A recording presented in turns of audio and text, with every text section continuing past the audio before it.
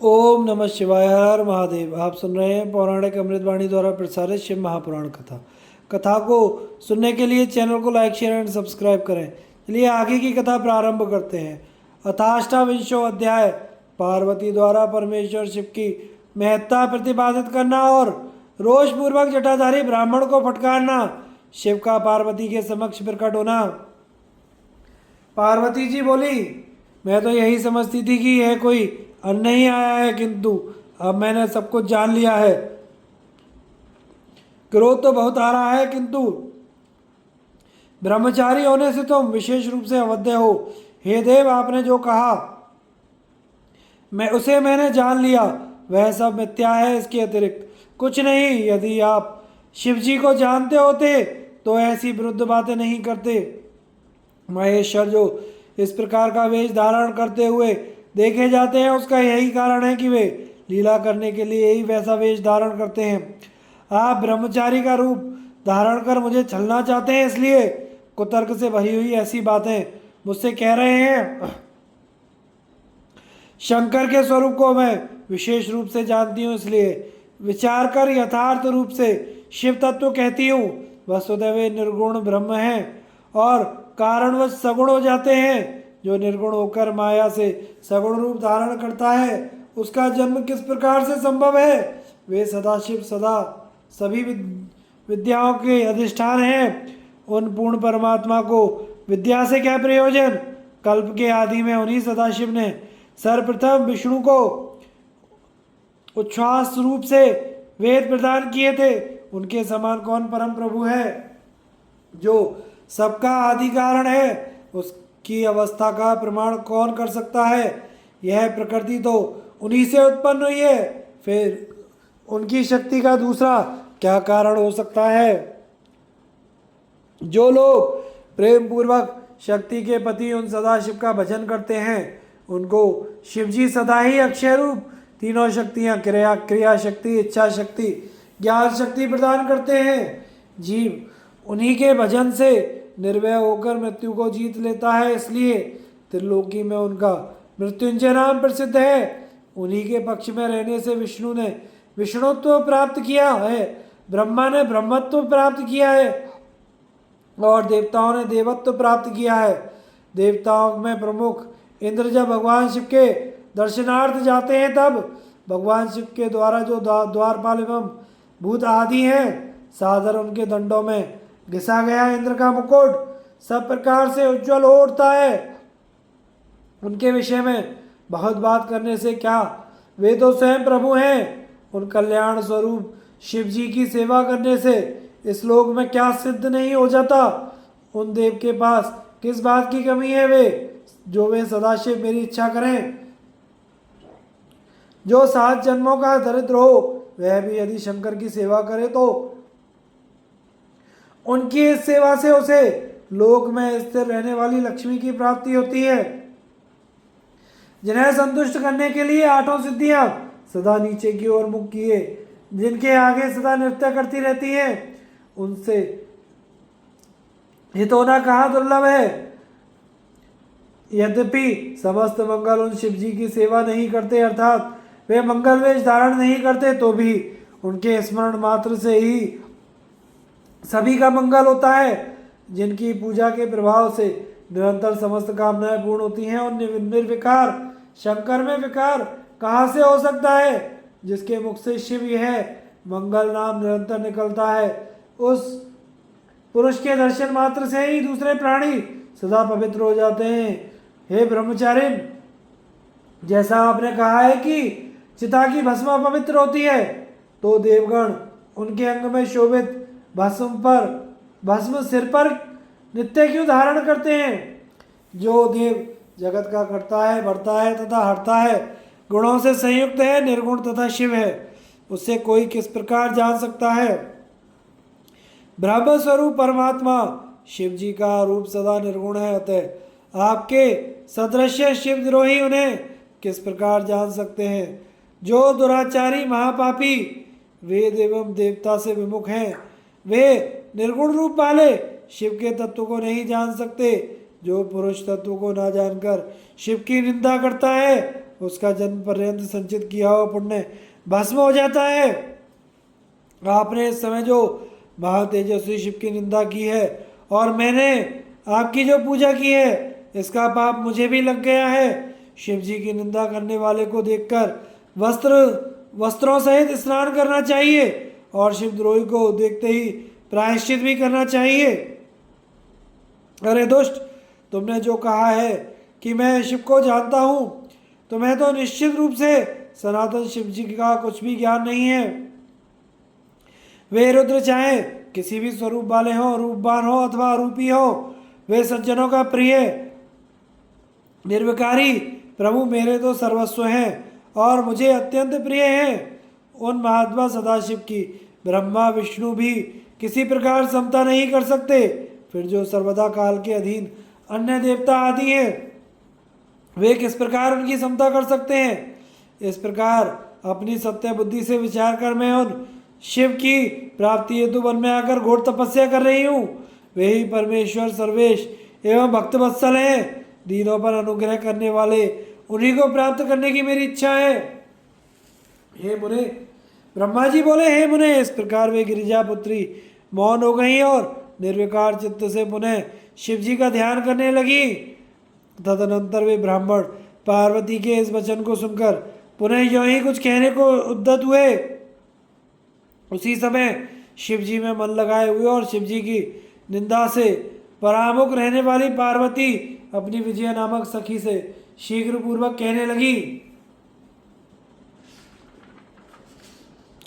पार्वती बोली, हे सखी, बोलने की इच्छा वाला यह द्विजाधम पुनः शिव की निंदा करेगा, अतः इसे प्रयत्न पूर्वक रोको, क्योंकि केवल शिव की निंदा करने वाले को ही पाप नहीं लगता, अपितु जो उनकी निंदा को सुनता है वह भी पाप का भागी होता है।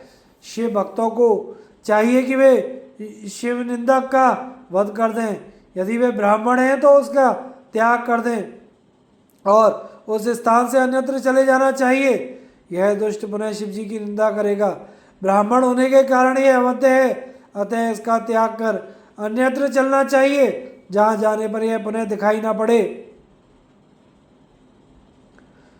अब इस स्थान को छोड़कर हम लोग अविलंब दूसरे स्थान पर चलेंगे, जिससे इस मूर्ख ब्राह्मण से पुनः संभाषण ना करना पड़े। ब्रह्मा जी बोले, हे मुने, इतना कहने के अनंतर ज्यों ही पार्वती अन्यत्र जाने के लिए अपना पैर उठाती, इतने में ही ब्रह्मचारी स्वरूप साक्षात शिव जी ने पार्वती को पकड़ लिया। उन शिव ने उस समय जैसा पार्वती ध्यान कर रही थी, उसी प्रकार का अत्यंत सुंदर रूप धारण कर उन्हें दर्शन दिया और पुनः नीचे की ओर मुख की हुई पार्वती से वे शिव कहने लगे। शिव जी बोले, हे देवी, तुम मुझे छोड़कर कहाँ जा रही हो? मैं तुम्हें नहीं छोड़ूंगा। मैं तुम्हारे ऊपर प्रसन्न हूँ। मेरे द्वारा तुम्हारे लिए कुछ भी अधेय नहीं है। आज से मैं तुम्हारे तपों द्वारा तुम्हारा खरीदा हुआ दास हो गया। तुमने अपने सौंदर्य से मुझे मोल ले लिया। अब तुम्हारे बिना एक क्षण भी युग के समान है। हे गिरिजे, तुम लज्जा का त्याग करो। तुम तो मेरी सनातन पत्नी हो। हे महेश्वरी, इसे तुम अपनी सद्बुद्धि से स्वयं विचार करो। हे दृढ़ मन वाली, मैंने तुम्हारी अनेक प्रकार से परीक्षा की। मुझ लोक लीला का अनुसरण करने वाले इस अपराध को क्षमा करो। मैंने तुम्हारी जैसी पतिव्रता सती त्रिलोक में कहीं नहीं देखी। हे शिवे, मैं सर्वथा तुम्हारे अधीन हूँ। तुम अपनी कामना पूर्ण करो। हे प्रिय, तुम मेरे पास आओ। तुम मेरी पत्नी हो तथा मैं तुम्हारा वर हूँ। अब मैं तुम्हें अपने साथ लेकर पर्वतों में उत्तम अपने घर कैलाश को चलूंगा। ब्रह्मा जी बोले, देव शंकर जी के इस प्रकार कहने पर पार्वती को बड़ा आनंद हुआ और उन्हें पूर्व समय में तपस्या के कारण जो दुख हुआ था वह तत्क्षण दूर हो गया। हे मुनि सत्तम, पार्वती का सारा श्रम दूर हो गया, क्योंकि फल के प्राप्त हो जाने पर प्राणी का पूर्व में किया हुआ सारा श्रम नष्ट हो जाता है। इस प्रकार श्री शिव महापुराण के अंतर्गत द्वितीय रुद्र संहिता के तृतीय पार्वती खंड में पार्वती को शिव रूप दर्शन नामक 28वां अध्याय पूर्ण हुआ। अतः कौन 300 अध्याय शिव और पार्वती का संवाद, विवाह विषयक पार्वती के अनुरोध को शिव द्वारा स्वीकार करना। नारद जी बोले, हे ब्राह्मण, हे विदेह, हे महाभाग, इसके बाद क्या हुआ? मैं वह सब सुनना चाहता हूँ, आप शिवा के चरित्र को कहिए। ब्रह्मा जी बोले, हे देवर्षि सुनिए, मैं इस कथा को प्रसन्नता पूर्वक कह रहा हूँ। यह कथा पाप का नाश करने वाली तथा शिव में भक्ति बढ़ाने वाली है। हे द्विज, परमात्मा हर का वचन सुनकर और उनके परमानंदकारी रूप को देखकर पार्वती जी परम आनंदित हो गई। इसने के कारण उनके नेत्र कमल खिल उठे। उसके बाद वे महासाध्वी सुखी हो प्रसन्नता से अपने समीप खड़े प्रभु से कहने लगी। पार्वती बोली, हे देवेश, आप तो मेरे नाथ हैं। क्या आप इस बात को भूल गए कि मेरे ही निमित्त आपने दक्ष यज्ञ का विनाश किया था? यद्यपि आप तो वही हैं, किंतु मैं देवताओं की कार्य सिद्धि के लिए मेना से पुनः उत्पन्न हुई हूँ। हे देव देवेश, देवतागण तारक असुर से इस समय अत्यंत पीड़ित हो रहे हैं। हे देवेश, यदि आप प्रसन्न हैं, यदि मुझ पर कृपा करना चाहते हैं, तो हे महेशान, हे प्रभु, आप मेरे पति बनिए और मेरा वचन मानिए। इस समय आप मुझे पिता के घर जाने की आज्ञा दें। अब आप अपना विशुद्ध उत्कृष्ट यश जगत में प्रसिद्ध करें। हे नाथ, हे प्रभु, अनेक लीलाओं को करने वाले आपको भिक्षु बनकर मेरे पिता के पास जाना चाहिए और उनसे मुझे मांगना चाहिए। आपको अपने यश का लोक में विस्तार करते हुए ऐसा उपाय करना चाहिए जिससे मेरे पिता का गृहस्थाश्रम सफल हो जाए।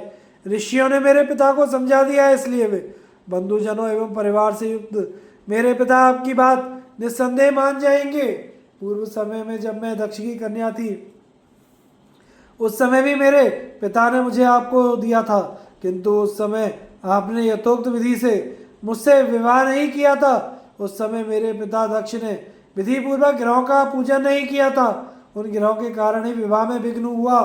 अतः हे प्रभु महादेव, देवताओं की कार्य सिद्धि के लिए आप यथोक्त रीति से मेरे साथ विवाह कीजिए। विवाह की जो विधि है उसे अवश्य करना चाहिए, जिससे हिमवान जान लें कि मेरी पुत्री ने उत्तम तपस्या की है। ब्रह्मा जी बोले, यह वचन सुनकर सदाशिव अत्यंत प्रसन्न हो गए और वे हंसते हुए प्रेम पूर्वक पार्वती से कहने लगे।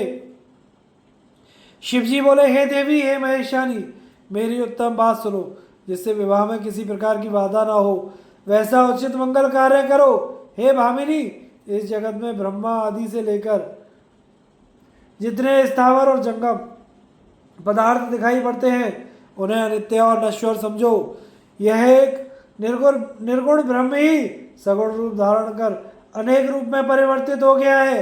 यही स्वयं अपनी सत्ता से प्रकाशित होते हुए भी प्रकाश से युक्त हो गया है। हे देवी, मैं सदा स्वतंत्र हूँ, पर तुमने मुझे परतंत्र बना दिया है, क्योंकि सब कुछ करने वाली महामाया प्रकृति तुम ही हो।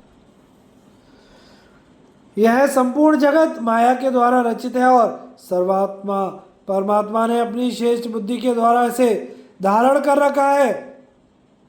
सभी पवित्र आत्माएं जो परमात्मा के स्वरूप को प्राप्त कर चुकी हैं, सदा मेरे साथ अभेद भाव से रहती हैं। उनसे तथा अपने गुणों से यह संसार घिरा हुआ है। हे देवी, इस जगत में तुम्हें छोड़कर ना तो कोई ग्रह है, ना कोई ऋतु है।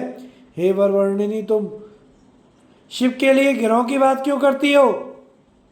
हम दोनों भक्तों के लिए भक्त वत्सलतावश गुण कार्य के भेद से प्रकट हुए हैं। रज सत्व तथा तमोमयी तुम सूक्ष्म प्रकृति हो और निरंतर जगत के कार्य में दक्ष और सगुण तथा निर्गुण रूप वाली हो। हे सुमध्य में सभी प्राणियों की आत्मा मैं ही हूँ और मैं सर्वथा निर्विकार और निरीह होकर भी भक्तों के लिए ही शरीर धारण करता हूँ। किंतु हे शैलपुत्री, मैं तुम्हारे पिता हिमालय के पास नहीं जाऊंगा, ना तो भिक्षुक का रूप धारण कर उनसे तुमको मांगूंगा। हे गिरिजे, महान गुणों से वरिष्ठ कोई कितना भी बड़ा क्यों ना हो, वह दीजिए इस शब्द का उच्चारण करते ही लघुता को प्राप्त हो जाता है। हे कल्याणी, इस बात को जानते हुए भी तुम मुझसे इस प्रकार की बात क्यों करती हो? हे भद्रे, यह कार्य तो तुम्हारे आज्ञा अनुसार ही मुझे करना है। तुम जैसा चाहती हो वैसा करो। ब्रह्मा जी बोले, उनके द्वारा कहे जाने पर कमल के समान नेत्रों वाली साध्वी महादेवी भक्ति पूर्वक शंकर जी को बार बार प्रणाम कर उनसे पुनः कहने लगी। पार्वती बोली, हे महेश्वर, आप आत्मा हैं और मैं प्रकृति हूं, इसमें संदेह नहीं करना चाहिए। हम दोनों स्वतंत्र एवं गुण रहित होकर भी भक्त के वश में होकर सगुण रूप धारण करते रहते हैं। हे शंभो, हे प्रभु, आपको मेरी बात प्रयत्न पूर्वक मान लेनी चाहिए। अतः हे शंकर, आप हिमालय से याचना कीजिए और मुझे सौभाग्य प्रदान कीजिए। हे महेश्वर, आप मुझ पर दया करें, मैं आपके नित्य भक्त हूँ। हे नाथ, मैं सदा जन्म जन्मांतर की आपकी पत्नी हूँ। आप ब्रह्म परमात्मा निर्गुण, प्रकृति से परे, विकार रहित, इच्छा रहित, स्वतंत्र तथा परमेश्वर हैं। तथापि भक्तों के उद्धार के लिए आप सगुण रूप धारण करते हैं। आप आत्मपरायण होकर भी विहार करने वाले तथा नाना प्रकार की लीला में निपुण हैं। हे महादेव, हे महेश्वर, मैं आपको सर्वदा जानती हूँ। हे सर्वज्ञ, बहुत कहने से क्या प्रयोजन, आप मुझ पर दया कीजिए। हे नाथ, आप अद्भुत लीला कर संसार में अपने यश का विस्तार कीजिए, जिसका गान करके आपके भक्त इस संसार रूपी समुद्र से अनायास ही पार हो जाए।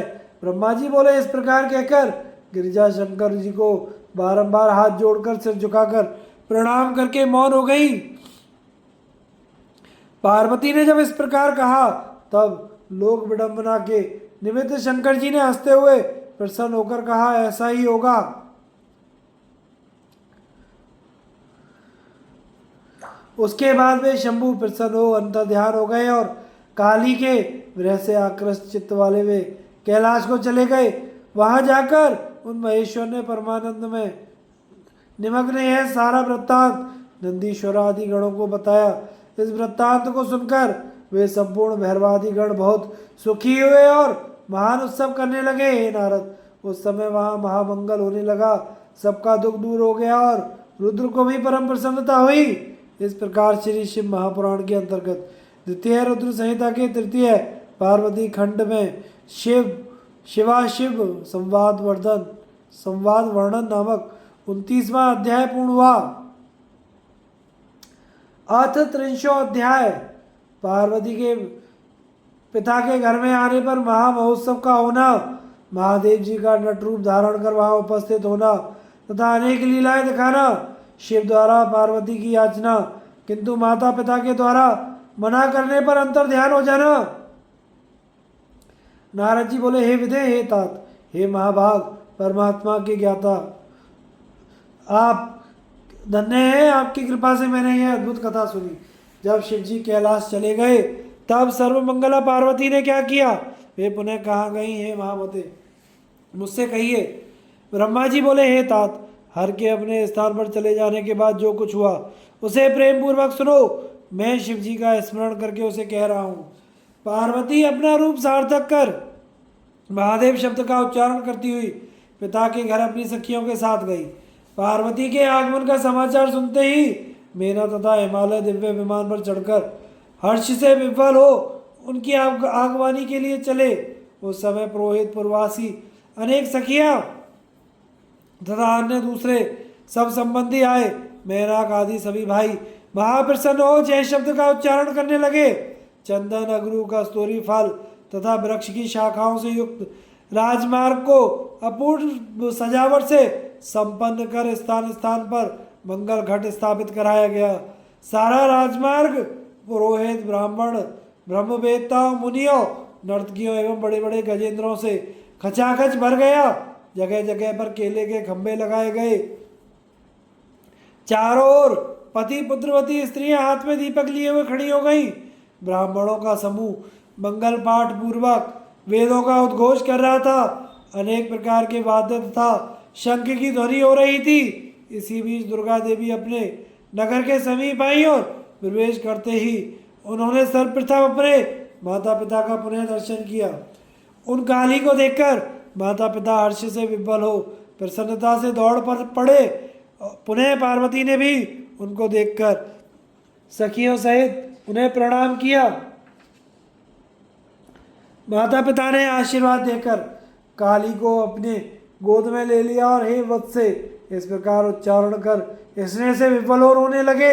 इसके तदनंतर अपने सगे संबंधियों की स्त्रियों ने तथा अन्य भाई आदि की पत्नियों ने भी प्रीति पूर्वक पार्वती का दृढ़ आलिंगन किया। उन्होंने कहा, तुमने कुल को तारने का कार्य भलीभांति संपन्न किया। तुम्हारे इस सदाचार से हम सभी पवित्र हो गई।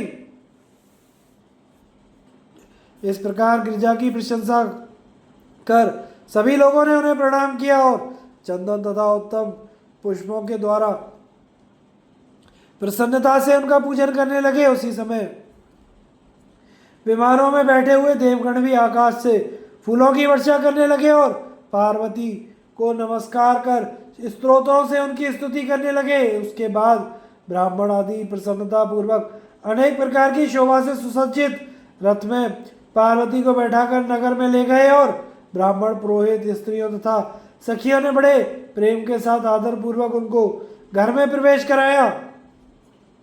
स्त्रियां मंगलाचार करने लगी, ब्राह्मण आशीर्वाद देने लगे। मुनीश्वर उस समय माता मेनका तथा पिता हेमवान को अत्यंत प्रसन्नता हुई। उन्होंने गृहस्थाश्रम को सफल माना और कहा कि कुपुत्र की अपेक्षा पुत्री ही अच्छी होती है। तदनंतर वे हिमालय आप नारद को भी साधुवाद देते हुए प्रशंसा करने लगे। पर्वतराज हिमालय ने ब्राह्मणों एवं बंदीजनों को बहुत सा धन दिया और ब्राह्मणों द्वारा मंगल पाठ कराया, बहुत बड़ा उत्सव कराया। हे मुने, इस प्रकार प्रसन्न हुए माता पिता भाई तथा सभी संबंधी गण पार्वती के साथ आंगन में बैठे। हे तात, तत्पश्चात हिमालय परम प्रसन्न हो सभी संबंधियों का प्रेम पूर्वक सम्मान कर गंगा स्नान को गए। उसी समय लीला करने में तत्पर भक्त वत्सल भगवान शंकर सुंदर नाचने वाले नट का रूप धारण कर मेनका के समीप पहुंचे। वे बाएं हाथ में श्रृंगी, दाहिने हाथ में डमरू तथा पीठ पर गुदड़ी धारण करके रक्त वस्त्र पहने हुए थे। नृत्य गाने में प्रवीण वे शिवजी मीना के आंगन में बड़ी प्रसन्नता के साथ अनेक प्रकार का मनोहर नृत्य एवं गान करने लगे। वे सुंदर ध्वनि से श्रृंगी तथा डमरू बजाने लगे और नाना प्रकार की मनोहर लीलाएं करने लगे। उस लीला को देखने के लिए सभी नगर निवासी स्त्री पुरुष तथा बालक वृद्ध सहसा वहां आ गए। हे मुने, उस मनोहर नृत्य को देखकर एवं गीत को सुनकर सभी लोग तथा मीना भी अत्यंत मोहित हो गई।